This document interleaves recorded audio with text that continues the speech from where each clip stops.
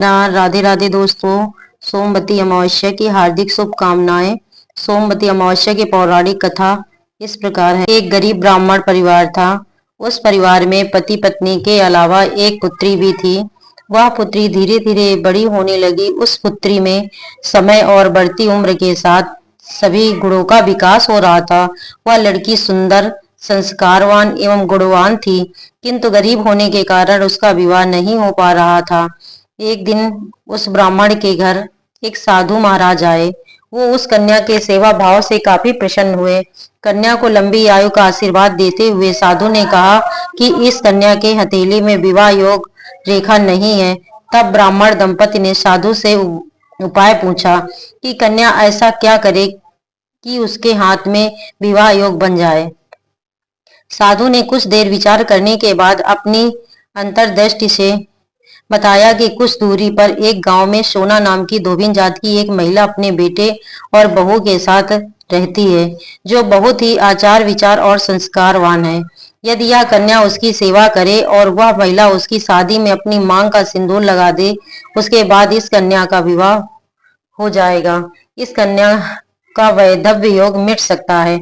साधु ने यह भी बताया कि वह महिला कहीं जाती नहीं है। यह बात सुनकर ब्राह्मणी ने अपनी बेटी से धोबिन की सेवा करने की बात कही।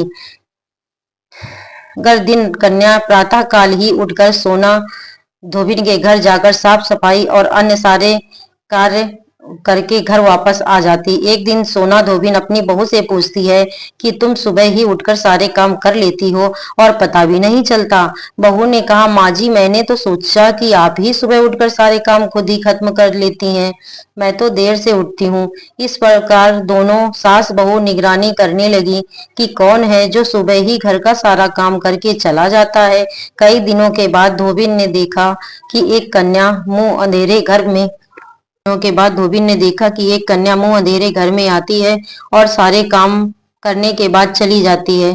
जब वह जाने लगी तो सोना धोबिन उसके पैरों पर गिर पड़ी। पूछने लगी कि आप कौन हैं और इस तरह छुपकर मेरे घर की चाकरी क्यों करती हैं। तब कन्या ने साधु द्वारा कही गई सारी बात बताई।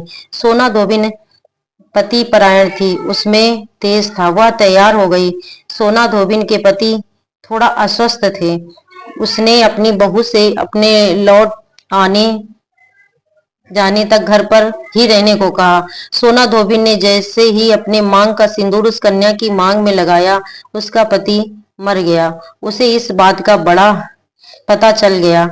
वह घर से निर्जला ही चली आई थी, यह सोचकर कि रास्ते में कहीं पीपल का पेड़ मिलेगा तो उसे भौरी देकर और उसकी परिक्रमा करके ही जल ग्रहण करूंगी। उस दिन सोमवती अमावस्या थी। ब्राह्मण के घर मिले पुए पकवान की जगह उसने ईंट के टुकड़ों की 108 बार भौरी देकर 108 बार पीपल के पेड़ की परिक्रमा की और उसके बाद जल ग्रहण किया। ऐसा करते ही उसके पति के मुर्दा शरीर में वापस जान आ गई। धोबिन का पति वापस जीवित हो उठा। इसीलिए सोमवती अमावस्या के दिन से शुरू करके जो व्यक्ति हर अमावस्या के दिन भौरी देता है, उसके सुख और सौभाग्य में वृद्धि होती है। पीपल के पेड़ में सभी देवों का वास होता है।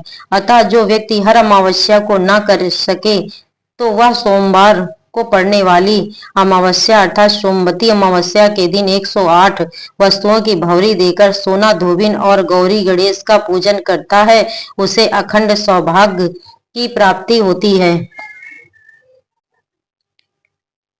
ऐसा भी कहा गया है कि सोमवती अमावस्या के दिन धान, पान, हल्दी, सिंदूर और सुपारी की भौरी दी जाती है।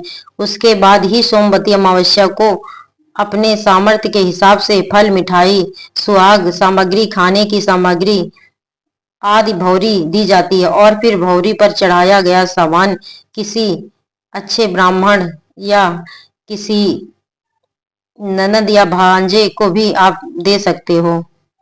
जो भी इस सोमवती अमावस्या को 108 बार फेरी देता है, उसकी उसका सौभाग्य अखंड रहता है। दोस्तों, अगर मेरा ये वीडियो आपको अच्छा लगे तो प्लीज़ लाइक और सब्सक्राइब जरूर करिएगा।